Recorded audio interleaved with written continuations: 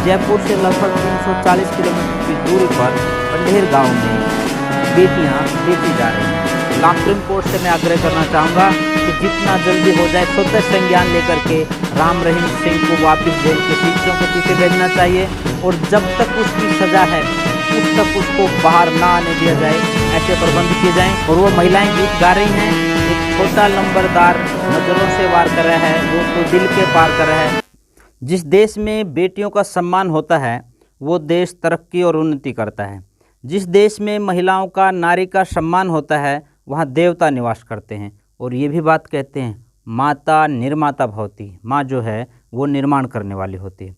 मैं आज आपके सामने अखबार के अलग अलग पन्नों पर छपी 4 बहुत महत्वपूर्ण खबरों के बारे में चर्चा करना चाहता हूँ और आपसे ये चाहूँगा इन पर चर्चा करने के बाद आप एक निष्कर्ष लें और विचार करें कि हम कैसे समाज में रह रहे हैं और हमें कितना कार्य करने की आवश्यकता है। सबसे पहली खबर है राजस्थान के भीलवाड़ा से। 26 अक्टूबर को राजस्थान के भीलवाड़ा से छपने वाले अखबार दैनिक भास्कर में एक खबर छपती है कि जयपुर से लगभग 340 किलोमीटर की दूरी पर पंडेर गांव में बेटियां बेची जा रही हैं। लाखों रुपए में वहां बेटियों को बेचा जा रहा है। दूसरी खबर छपती है अखबार के पन्ने पर, वो हरियाणा है, जहां पर एक बलात्कारी को, एक हत्या के जुर्म में सज़ा काट रहे हत्यारे को, जिसके ऊपर 4 अपराध सिद्ध होने के बाद 2 केस में 10-10 वर्ष की कारावास और 2 केस में आजीवन कारावास की सज़ा भुगत रहे व्यक्ति को जेल से बाहर खुला घूमने के लिए छोड़ दिया जाता है और वो अपने गाने बना करके, गीत बना करके लोगों के सामने प्रस्तुत हो रहा है। तीसरी खबर जो है वो भी हरियाणा से है। पानीपत ज़िले में एक गांव में 7 साल की बेटी को दिवाली के दिन बलात्कार करके उसकी हत्या कर दी जाती है और जो हत्यारा है उससे पूछने के बाद वो बताता है कि मैं तंत्र विद्या सीखना चाहता था, इसलिए मुझे इस लड़की की बलि देनी थी। 3 नकारात्मक समाज की सोच को प्रदर्शित करती हुई घटनाओं के बीच एक आशा की केंद्र बिंदु दिखती हुई एक खबर छोटे से कोने में और छपती है कि अमरोहा जिले में स्थित गुरुकुल चोटीपुरा की 3 बेटियां एशियाड खेलने के लिए जाएंगी। आइए अब इन चारों की चारों खबरों के ऊपर विस्तार से चर्चा करते हैं। पहली खबर जो भीलवाड़ा से छपती है, दैनिक भास्कर लिखता है कि जिस प्रकार विदेशों से कई बार खबरें सुनने को मिलती हैं कि फला देश में बेटियों को गुलाम बनाया गया है और बेचा गया है, ऐसी ही एक घटना जयपुर से 340 किलोमीटर लंबा सफ़र करने के बाद जब वो पंडेर गांव में पहुंचते हैं तो देखने को मिलती है। वो कहते हैं कि इस गांव में जब हम आए और लोगों से बात की तो दर्दनाक बातें निकल कर के सामने आई। एक लड़की जिसका बदला हुआ नाम कविता रखा गया, वो अपने बयान में कहती है कि मेरी उम्र 21 वर्ष है और मेरे पिताजी के ऊपर 15 लाख रुपए का कर्ज था। उस कर्ज को उतारने के लिए पहले मेरी बुआ को बेचा गया, उसके बाद मेरी 3 बहनों को बेचा गया, फिर मुझे बेचा गया और स्थिति ये है कि आज भी हमारे परिवार के 5 सदस्य बिक जाने के बाद भी मेरे पिताजी के ऊपर कर्ज जस का तस खड़ा हुआ है। दूसरी वो कहानी बताते हैं, परिवार के लोगों ने शायद बहुत कुछ सोच करके उसका नाम गायत्री रखा होगा, जिसकी उम्र 12 साल है। वो बताती है कि मेरे पिताजी के ऊपर कर्ज था क्योंकि मेरी माँ मेरे जन्म देने के बाद उनका देहांत हो गया था और दादी बीमार हो जाती है। दादी की बीमारी का इलाज करवाने के लिए 6 लाख रुपए का पिताजी कर्ज ले लेते हैं और वो कर्ज उतारने के लिए मुझे बेच देते हैं। वो कहती है कि मैं 3 बार बेची गई, मेरे साथ बहुत हैवानियत हुई। आगरा के अतिरिक्त जयपुर जैसे कई महत्वपूर्ण शहरों में वो रही और आज भी उसके पिताजी के ऊपर कर्ज है। हम किस समाज में रह रहे हैं? क्या ये घटना दिल झकझोर देने वाली नहीं है? क्या ये घटना सिर्फ अखबार के पन्ने पर छपने के बाद ख़त्म हो जाएगी या इसके बाद जागरूक समाज सामने आएगा? क्या सरकारें सामने आएंगी? कौन आखिर इन बेटियों के मान सम्मान को सुरक्षित रखने के लिए सामने आएगा? अखबार के इस पन्ने को किसने कितनी गंभीरता से लिया मैं नहीं जानता, लेकिन आज हमें याद आ रहे हैं महर्षि दयानंद सरस्वती, जिन्होंने आगे बढ़ कर के उस समय जब उनका जन्म हुआ और वो सामाजिक क्षेत्र में उतरे उनका जब प्रादुर्भाव हुआ सामाजिक और धार्मिक क्षेत्र में, उन्होंने इन जड़ताओं को देखा था और इनको तोड़ने के लिए आर्य समाज जैसे एक संगठन की स्थापना की थी, जो निरंतर अपने कार्यों में लगा रहा और बेटियों के सम्मान को बचाने के लिए कार्य करता रहा। लेकिन ये ऐसी विडंबनाएं हैं जिसमें समाज की जागरूकता के साथ साथ सरकार के कठोर कदम की भी आवश्यकता होती है। इस पर अभी सरकार मौन है, किसी सरकारी व्यक्ति का कोई बयान आया नहीं है, यहाँ तक कि किसी सामाजिक संगठन का भी कोई बयान इस मुद्दे के ऊपर नहीं आया है। आखिर ये हो क्या रहा है? क्यों नहीं समाज बोल रहा? जब हम देखते हैं कि समाज नहीं बोलता, आखिर क्यों नहीं बोलता, तो कई बार हम लोग ये कहने के लिए मजबूर हो जाते हैं कि शायद हम लोग कहीं ना कहीं किसी न किसी राजनीतिक दल से आत्मीय भाव रखने के कारण बोलने में अपने आप को असहज महसूस करते हैं। दूसरी खबर की हम समीक्षा करते हैं। दूसरी खबर हरियाणा में छपी, जब एक बलात्कारी को, एक हत्यारे को, और उसके ऊपर वो जुर्म साबित हो चुके हैं, 4 सजाएं वो एक साथ भुगत रहा है। 2 केस में 10-10 वर्ष की सज़ा और 2 केस में आजीवन कारावास की सज़ा भुगतने वाले राम रहीम सिंह आजकल जेल से बाहर घूम रहे हैं और खुले घूम रहे हैं। यहाँ तक कि सरकार के नुमाइंदों से जब पूछा जाता है अखबार के लोगों के द्वारा कि इसके बारे में आप क्या कहना चाहते हैं, तो उनके पास कोई जवाब नहीं होता। और मुझे आश्चर्य हुआ जब हरियाणा के गृह मंत्री जी ने ये बात कही कि कोई व्यक्ति जेल से बाहर आ गया और एक वो व्यक्ति जो हत्यारा है, और जब 25 अगस्त 2017 को उसको सज़ा सुनाई गई थी जगदीप सिंह जी के द्वारा पंचकुला में, कितने लोगों को याद होगा कि लगभग 33 लोगों की उसमें मौत हुई थी, 250 से ज़्यादा रेलगाड़ियां स्थगित कर दी गई थी, कितनी ही जगह पर आगजनी हुई थी, कितनी जगह पर गाड़ियां जला दी गई थी, और उसका परिणाम जो हुआ था वो पूरे हरियाणा ने भुगता था। उस व्यक्ति को पैरोल पर छोड़ा गया है, कभी फरलों के बहाने से, कभी पैरोल के बहाने से। इसी वर्ष में लगभग 10 महीनों में 3 बार वो जेल के शिक्षों से बाहर निकल चुका है।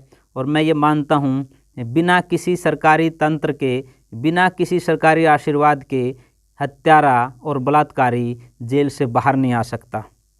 हम लोग बेटी बचाओ बेटी पढ़ाओ की बात करते हैं, सरकारें स्लोगन देती हैं कि बेटी बचाओ बेटी पढ़ाओ, लेकिन सरकारों से मैं ये पूछना चाहता हूँ, एक तरफ बेटियाँ बेची जा रही हैं, आप नहीं बोलते, दूसरी तरफ बेटियों के साथ बलात्कार करने वाले बलात्कारियों को, हत्यारों को जेल से बाहर घूमने के लिए छोड़ दिया जाता है, आप लोग नहीं बोलते। तो कैसे बेटियां बचेंगी, कैसे बेटियां पढ़ेंगी, कैसे बेटियों का मान सम्मान सुरक्षित रहेगा?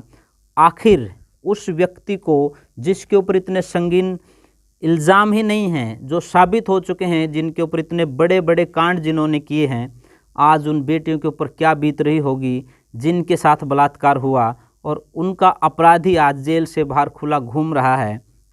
उस व्यक्ति के ऊपर क्या बीत रही होगी जिस व्यक्ति ने अपने पिताजी की मौत का बदला लेने के लिए वर्षों तक जो है कोर्ट के धक्के खाए हैं, सड़कों पर घूमा है, लोगों से मिला है, तब जाकर के उस बलात्कारी को, हत्यारे को सजा हुई और वो आज दंदना रहा है। मैं तो ये निवेदन करना चाहता हूँ सरकार से, और बल्कि सरकार से पहले सुप्रीम कोर्ट से मैं आग्रह करना चाहूँगा कि जितना जल्दी हो जाए स्वतः संज्ञान लेकर के राम रहीम सिंह को वापस जेल के शिक्षकों के पीछे भेजना चाहिए, और जब तक उसकी सज़ा है उस तक उसको बाहर ना आने दिया जाए, ऐसे प्रबंध किए जाएं। और दूसरी तरफ जब तक ये राम रहीम सिंह बाहर है, क्योंकि रामचंद्र छत्रपति को इसी ने अपने गुर्गों के द्वारा गोलियां मरवा करके उसकी हत्या करवाई है, उसका बेटा आज अपने आप को असहज और असुरक्षित महसूस कर रहा होगा।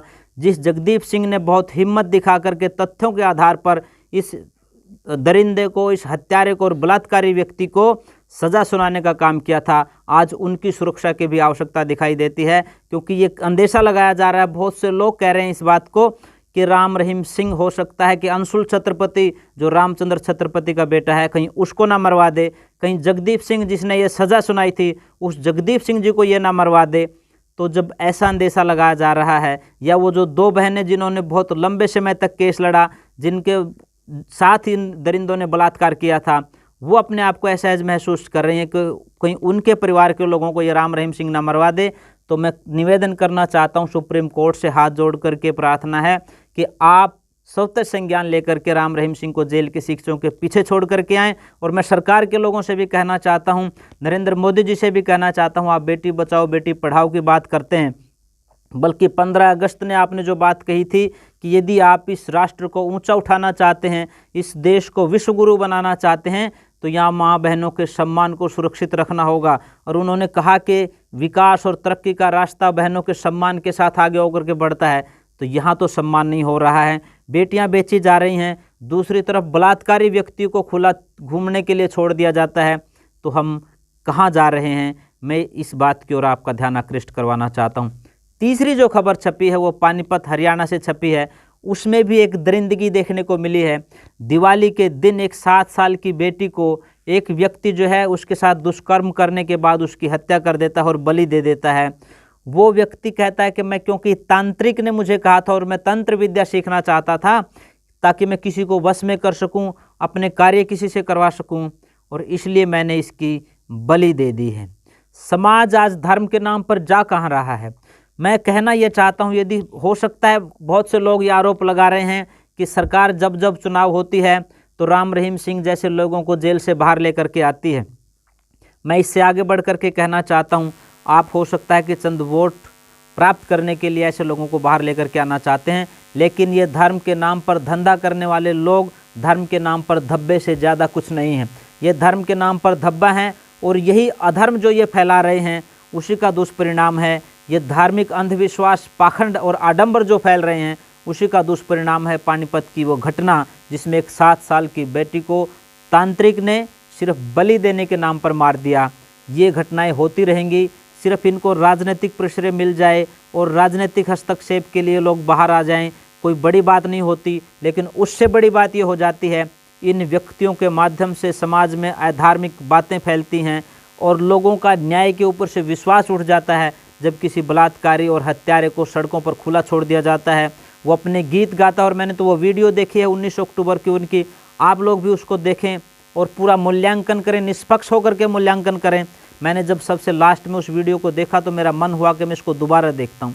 जब बिल्कुल अंतिम छोर में वो चल रहा था तो महिलाओं ने कहा कि हम कुछ शब्द बोलना चाहते हैं। शब्द से मतलब उनका गीत से होता है। वो जब गीत बोलने लगी, इतना खराब वो गीत मेरे को लगा कि कोई सभ्य परिवार अपनी बेटियों को कैसे छोड़ सकता है इन दरिंदों के पास। और वो महिलाएं गीत गा रही हैं, एक छोटा लंबरदार नज़रों से वार कर रहा है, वो तो दिल के पार कर रहा है। मैं पूछना चाहता हूँ, ये धार्मिक गुरु और वो किस प्रकार के गीत बुलवा रहा है वहाँ। मैंने उनकी 17 तारीख की वीडियो देखी, उसमें महिलाएं पूछ रही उससे, पिताजी आप क्या खाने लग गए?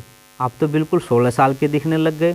वो कौन सी बेटी हो सकती है जो अपने पिताजी से कभी ये बात पूछ ले कि पिताजी आप बहुत जवान लगने लग गए हैं, आप तो बिल्कुल 16 साल के लगने लग गए हैं। और वो जो गीत उसने बनाया है, आप आश्चर्य करेंगे, उसके ऊपर इतना पैसा लगाया गया उस गीत को प्रमोट करने के लिए कि वो 2 दिन में 1 करोड़ लोगों ने देखा है उस गीत को। तो मैं ये कहना चाहता हूँ, उसको जानबूझ करके यदि प्रोजेक्ट किया जा रहा है तो आप धर्म के साथ भी धोखा कर रहे हैं, आप समाज के साथ भी अन्याय कर रहे हैं। और सबसे बड़ा अन्याय और सबसे बड़ा शोषण उन लोगों का कर रहे हैं जिन्होंने वर्षों संघर्ष करने के बाद इस दरिंदे को जेल के पीछे भेजने का काम किया है। मैं सरकार से कहना चाहता हूँ, मैं समाज से कहना चाहता हूँ, और हाथ जोड़े खड़े हुए इन दरिंदों के, इन हत्यारों के और बलात्कारियों के पंडालों में हाथ जोड़े खड़े उन राजनेताओं से कहना चाहता हूँ, आप सुधर जाइए, आप समझ जाइए। चंद वोटों के लिए आप जो कुछ कर रहे हैं वो आपकी आने वाली पीढ़ियों को बर्बाद कर देगा। और मैं तो ये कहना भी चाहता हूँ आपको, आप उनको पिताजी कह रहे हैं, आपने ये भी कहा आपने तो दिवाली से पहले दिवाली मना दी। परमात्मा करे आपके बेटे जो है इस गुरमीत राम रहीम सिंह जैसे बने और वो ऐसे ही हत्यारे और जेल के शिक्षकों के पीछे जाएं जैसे तुम पिताजी पिताजी कह रहे हैं। और यदि अंतरात्मा में कुछ आपके स्वाभिमान बचा है, इस राष्ट्र के प्रति कोई सम्मान बचा है, इंसानियत के प्रति आपके कोई जज्बा बचा है, या इस समाज के प्रति आपकी कोई रिस्पॉन्सिबिलिटी बची है, आपकी कोई जिम्मेदारी बची है, तो आपको नकारना होगा इस तरह के पाखंड को, इस तरह के अन्याय को, इस तरह के शोषण को, और समाज को सही दिशा में ले जाने का काम करना पड़ेगा। अंतिम जो खबर जिसकी मैं चर्चा करना चाहता हूँ, और वो इसलिए मैंने पहले कहा था कि महर्षि दयानंद सरस्वती ने इस समाज में बेटियों के मान सम्मान और स्वाभिमान को सुरक्षित रखने के लिए बहुत बड़े बड़े काम किए। यदि मैं ये कहना चाहूँ कि इन बेटियों का सबसे बड़ा वकील बनकर के उनकी वकालत किसी एक व्यक्ति ने की तो वो महर्षि दयानंद सरस्वती दिखाई देते हैं। और महर्षि दयानंद सरस्वती की प्रेरणा से ही सैकड़ों गुरुकुल आज काम कर रहे हैं। और गुरुकुल चोटीपुरा की बेटियां एशियाड में खेलने के लिए जाएंगी और वो सिर्फ अभी नहीं खेलने के लिए जा रही हैं। 2004 में एथेंस में जब ओलंपिक हुआ, वहाँ तीरंदाजी में बहन सुमंगला जो है वो गुरुकुल चोटीपुरा की तरफ से खेलने के लिए गई। उसके बाद जो है वो एशिया का जो गेम्स हुए वहाँ तीरंदाजी के लिए खेलने के लिए वहाँ से 2 बेटियाँ गई। और अभी जो एशिया कप हो रहा है उसमें भी गुरुकुल की 3 बेटियाँ आर्यांशी, यशस्वी और इंदु ये खेलने के लिए जा रही हैं। एक तरफ समाज बेटियों को दूसरे दर्जे का मान करके उनकी खरीद फरोख्त में लगा हुआ है, उनके बलात्कारियों को समाज में छोड़ा जा रहा है, बेटियों की बलि दी जा रही है। दूसरी तरफ आर्य समाज भी सिर्फ अपने बलबूते पर जब उसको कोई सरकार सहायता नहीं कर रही है, आम जो समाज है जो अलग अलग धड़ों में बटा दिखाई देता है वो उसका विरोध करने पर तुला है। पर आर्य समाज है कि ऋषि दयानंद के कार्यों को आगे बढ़ाने के लिए बेटियों के मान सम्मान और स्वाभिमान को सुरक्षित रखते हुए सही मायने में वो पंक्तियाँ चरितार्थ कर रहा है कि यदि हम बेटियों को अवसर देंगे तो वो बहुत कुछ करके दिखाएंगी।